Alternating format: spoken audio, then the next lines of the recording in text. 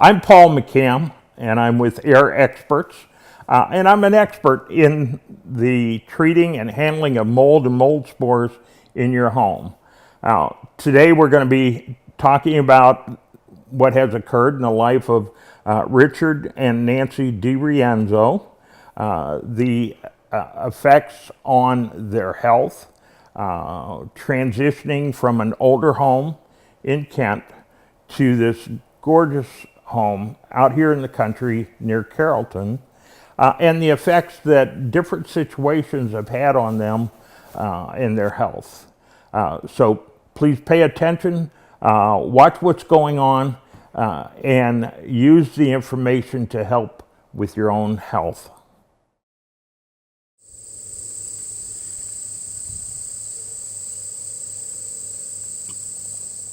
We've had this land for about 30 years, and we built here about 8 years ago. We used to live in Kent, and this was going to be a summer home, but because of all the problems, this became our permanent home. In the first house, we had a water problem in the basement. The house is almost 100 years old, and we thought after she got sick there, then she went to live with Kelly in Columbus, and I had this company come in and put a footer drain, and we did a lot of other things, and we thought that would correct it, okay. We had completely remodeled it and so forth, planned on living there forever. And then I started getting sick, very frequent pneumonias and sinus infections and asthma. And it got to be where it was constant. I was on medicine every month for it. I remember a few times seeing water on the windowsill, and I thought it was coming from above the window. And I did everything I can above the window to stop that, but that wasn't the problem. It was the siding. Mm-hmm. My daughter came home from college, walked in the house and said, "Mom, there's mold in here." She could smell it.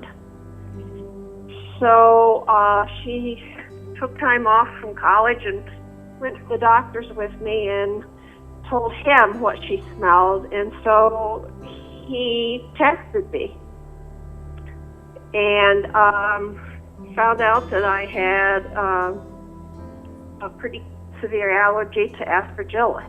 Well, it's something that we don't think about when we're living in a house. Just be very careful with the basements. That's probably the #1 area. And anytime you see any moisture, you should try to find out where it's coming from and try to stop that. That's probably the best thing you can do. And keep the air flowing down here. We have air cleaners here that run 24 hours a day, HEPA filters on those, so things like that would help. When we were building it, we built it as green as we could.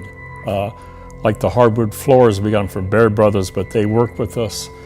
They used a special treatment to it where it wasn't the odors of VOCs, and they kept there an extra 2 weeks so it could air out. So we worked with a lot of builders like that really knew somewhat about the problem. The furnace has a HEPA filter, it has a UV light. We did about everything we could think of to make it as green and safe as possible for my wife. Well, you feel like you're going to die because you don't know what's wrong. I dropped 30 pounds. I coughed all the time. I had no energy.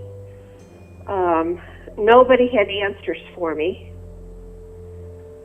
And thank goodness my doctor in Cleveland listened to my daughter. And he's the one that diagnosed it and figured it out for me. When he tested me for mold allergies this past year,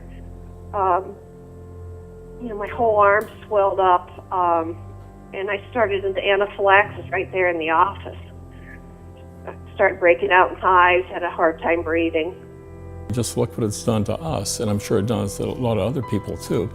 She gets on some of these websites, the aspergillus websites, and it's amazing how terrible, people's lives are because of it.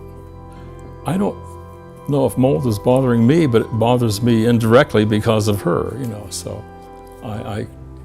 it's been something I never thought of before.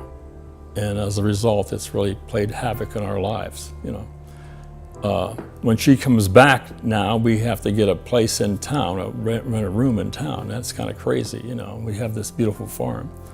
So I'm not sure if one day we can get rid of everything here. I'm going to try.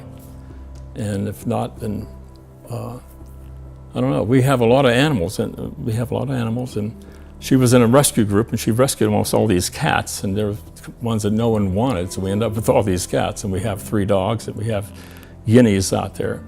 So it's a big part of our lives. So if we had to, it'd be kind of hard to get rid of all those. People need to know any type of water intrusion in a house is usually the basis for this mold growing. And but it's not just the water in the house. This mold is in the environment. And there's things that you have to give up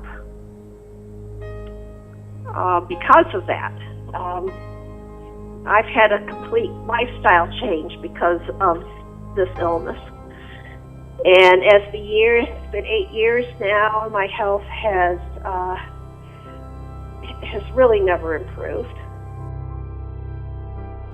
What we saw was that they started in an older home in Kent. They had problems that they didn't know they had. Mold is something that can kind of sneak up on you if you're not careful. They then found the problem eventually, ended up moving to their dream home, and are still having problems out here that prevents them from living the rest of their life the way they would like to. And you don't want to let that happen to you.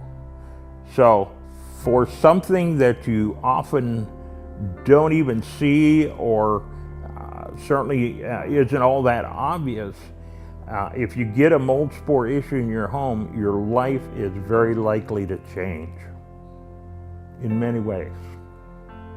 And I might add, not for the better.